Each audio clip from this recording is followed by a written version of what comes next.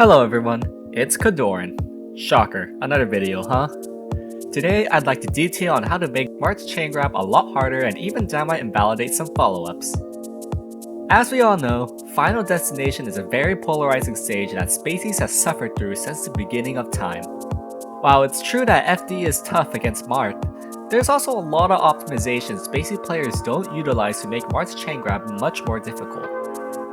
Some of the following specifications may be Fox or Falco dependent, but most of the follow-ups work on both Spacies. The easiest and simplest way to escape Marth's Chaingrab is to simply mash out. Like mashing out of Icy's grab, instantly mashing might just get you out of the Chaingrab entirely. The trick to having this work more consistently is, when you know for sure you'll get grabbed, you need to mash preemptively. Did you do a high area on Marth's shield? Start mashing. That way, you don't waste valuable frames crucial for mashing out. This can reliably work from low percent to around high 30s. Plus, there's a good chance that the Marth will take his time with getting a pummel, or even get greedy with multiple pummels. You can also mash the face buttons while also simultaneously setting a DI with your gray stick. While it compromises optimal mashing, it can cover for the Marth accounting for mashing. As for nullifying the Chaingrab throws itself, here are the guidelines. Below 10, you want a full DI behind Marth. This is because turnaround grab is a somewhat tight timing to add in an already low regrab window. For Fox, if the Marth is getting the turnaround grab consistently, skip to the second guideline. Important note that for Falco, Marth cannot get a true turnaround grab until past 7%. Marth can mix up between F throw or up throw, so either DI down away and buffer frame perfectly an option such as roll or spot dodge, or DI behind accordingly if the Marth demonstrates that he will up throw sometimes.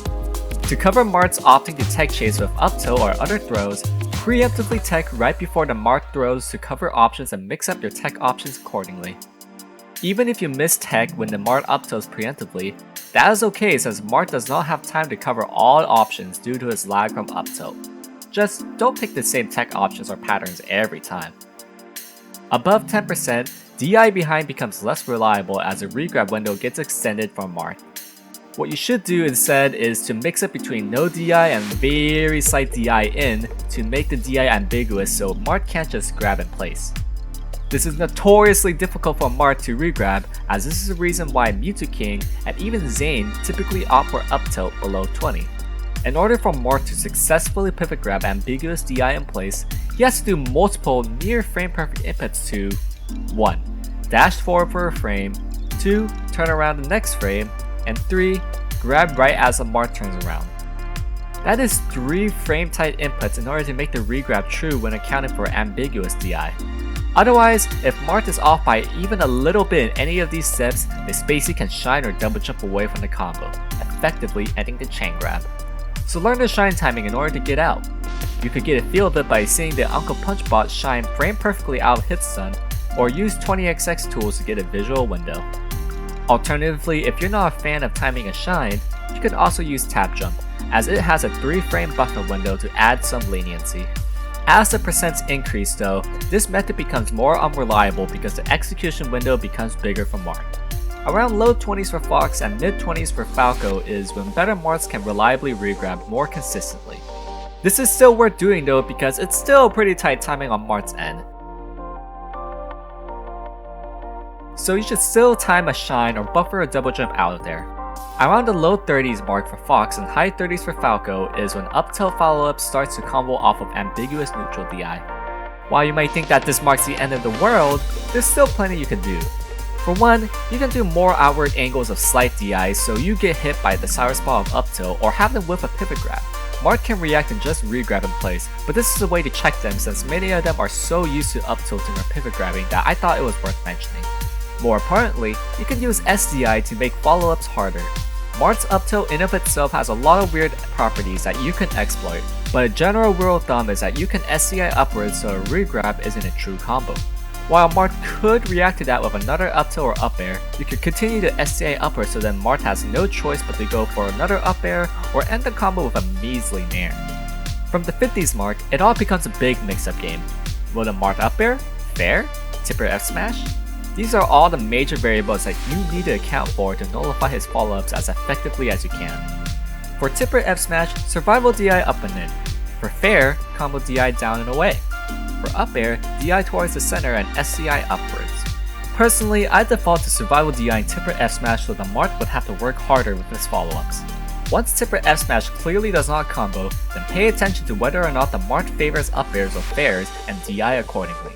Additionally, don't forget your combo breaker tools like shine or buffering a double jump, as even at higher percents, those are still reliable tools to get out of weak hit moves. If you know that the Marth will end his combo with a nair, then you can SCI the first hit of nair upwards and downwards to not only escape his combo finisher, but also potentially get a reversal as well. Lastly, do not ever give Marth a free second chance when he barely whiffs a chain grab. What I'm talking about is when Marth barely whiffs a chain grab, you tech roll right in front of his face, then get grabbed again. For example, if below 10%, Marth barely whiffs a turnaround grab, you tech roll in, but Marth's lag from his grab whiff ends and you're right in front of him, still in lag from tech roll in, netting Marth a free regrab. This is a common mistake I've seen Spacies do all the time where that makes my life a lot easier, so do not tech roll right in front of Marth when he barely whiffs a grab. Tech and play shine, miss tech immediate get up option, or tech roll away from Marth are the correct answers. Even if you find yourself a high percent from Marth's chain grab, at the end of the day, all that really matters is if your stock is gone or not. It's a precarious position for sure, but Marth does not get lethal followers off his grabs anymore and generally has a tough time killing, otherwise known as Marthritis. Take advantage of this and know that it's not over yet. So unlike other forms of chain grabs such as Peach and Pikachu's chain grabs where there's legitimately not much you can do, Marth's chain grabs are intricate and interactive on both ends where a grab doesn't necessarily mean your stock is instantly gone. It's a series of tight executions and mix-ups on both ends where you're not exactly sure how it will finish. While there's some exceptions and details for the chain grab, the basics I've outlined is something I believe every Spacie can implement to make the average chain grab harder. And hey, if the Marth can successfully turn a low percent chain grab to a death despite all the counterplay, maybe give them at least a modicum of respect for executing a well-earned 0 to death.